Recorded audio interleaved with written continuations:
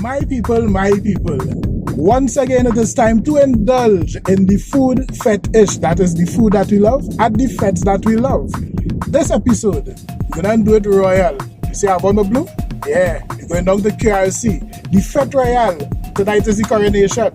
So, I'm a designated driver, so I'm ready to do it. And what I'm going to show you is how I navigate an all-inclusive fete. Okay? So come with me. There we go. Food fetish, y'all. Boom. Well, alright. So the first thing I do is try to reach early. Despite the free parking, because it's QRC, so you have the massive savannah there, you still could expect a little traffic to build up. So I try to avoid that. Now, as I touch down, I drink in, but not from the specialty bars like the Hennessy or the Glenfiddich. I go in by a general bar, which is usually large with plenty access like this, to see what the base offerings are. So I get my drink of choice, gin of course, and I move in with that. So now it's time to explore.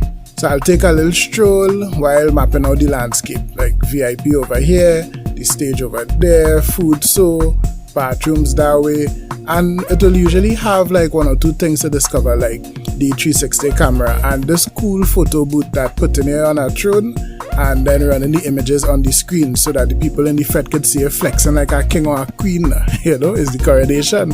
Or there was the humidor booth with imported cigars on special. Could I buy that and pair that with your drinks?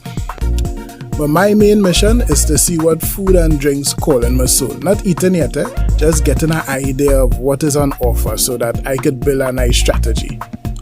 This time, I bounce up Nissin Ramen, which was strange at first, but then I reasoned, you know what, this might be good to cut a little head or something, And they spruce it up too with a little bit of baby corn and mushrooms and pak choy, bacon and like sauces and thing and toppings to make it real nice.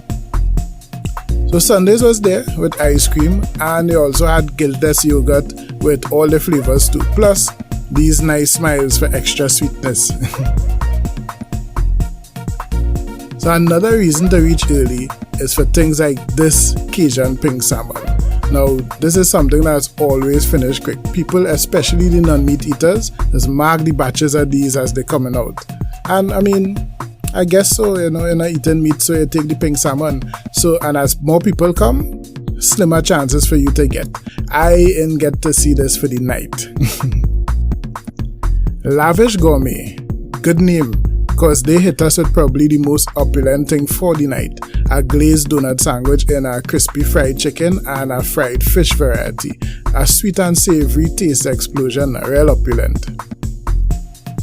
More bites, some big pillowy with coconut chutney and akra with tamarind sauce. Always a good thing to have in a fete, nice finger food. The people seem to be real enthusiastic about the Chinese food though, like noodles, chunky veg, I saw Chinese style meats and dumplings. It looked good, and the feedback was great too. I was happy to see consideration for the vegans in this fete too. Violife and Beyond Meat had another colourful display of vegan treats including dessert, and there was another tent with a vegan bowl option too. This is much more than I used to see in fetes, like things specifically for vegans. Way more than years gone by. They're representing with the spicy, tangy goodness of a beef bolognese and a black bean pomodoro italiano, both over pasta. Nice thing.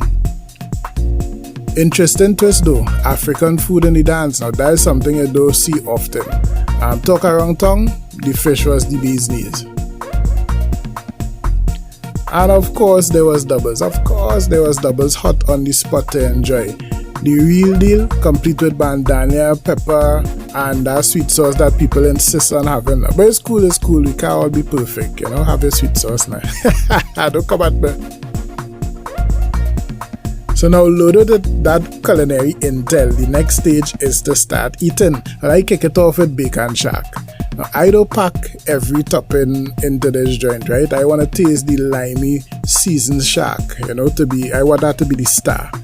I just, complement it with a little bit of lettuce for texture, some honey mustard, a little garlic sauce, bandana and pepper. And buy 2 because these were minis, so 2 of them.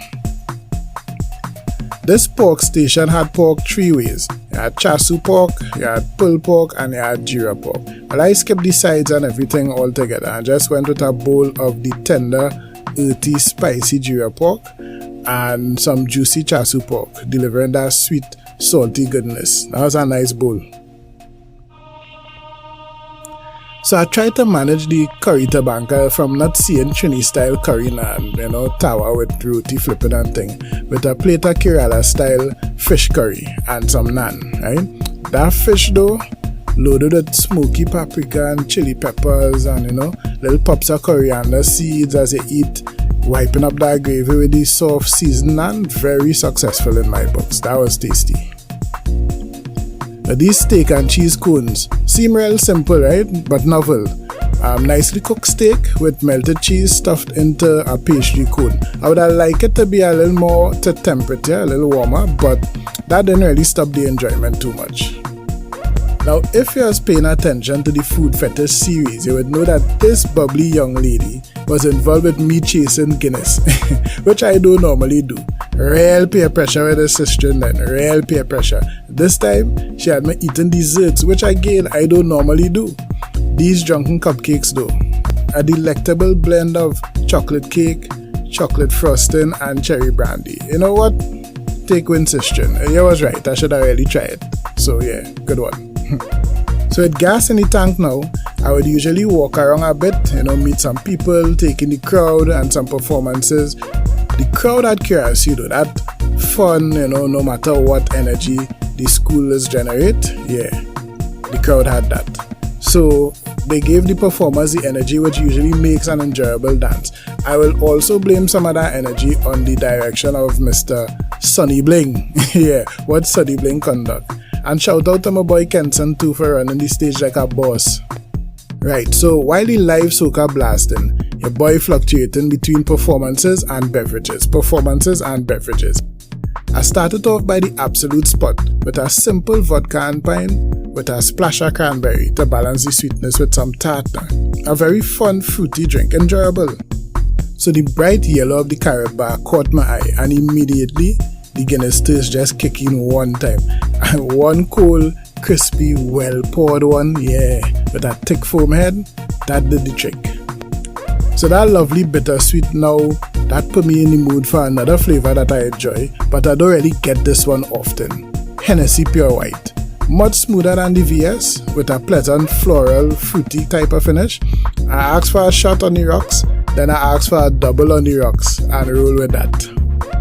So en route to the spot that really caught my interest, I saw these tequila shots with salt prune juice. Yeah, well, you don't have to tell me twice, even though I will shoot twice because it's just not right to stand up on one leg, ain't?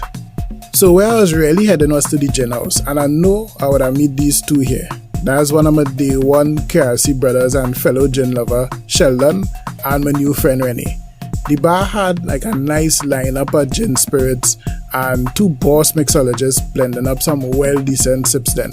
I asked for something acidic just to follow on from the tequila. Brethren used a thick pour of that citrusy linden lime gin with some grapefruit, and I see put some botanical blends in there to create this refreshingly crispy drink that just reset my palate from the wildness that was, tequila shots. Definitely up there in the top Fete cocktails for this season. Was real nice. So on the home stretch now, I swing back by the carrot bar to get another Guinness on tap. I'm thinking, I will head out with that one. But understandably, they were tapped out. You get it? Tapped out, they didn't have time. Alright, anyway. Yeah, so I took a beastly cold Heineken instead. I haven't had one of that in years, But it didn't feel like how I wanted to wrap up the night. So using the intel that we gathered at the start, I made a move to that first bar. And I got a vodka and tonic to move with. So while you're watching me take this breathalyzer from Arrive Alive, I'll say QRC Fete was not without flaws, but there were some moments of greatness in the food and definitely some moments of greatness in the drinks. And the energy of the performers and the crowd had made it an enjoyable time. So the legal limit is 34, I blow a 78, which not too bad considering how much I drank, But according to this book, it's bad because in a roadblock there's lockup and $12,000 or 3 years in the pen. And right now, I'd prefer to just go home and take a rest. So, alright, this is the aftermath. This is the condition of my ship, which means yeah, it was cool. You saw the food, you saw the drinks, you saw water blow in the breathalyzer, which is why I'm designated. And I don't have anything else to say after that, You hear the wrap up, so boom, food fetish.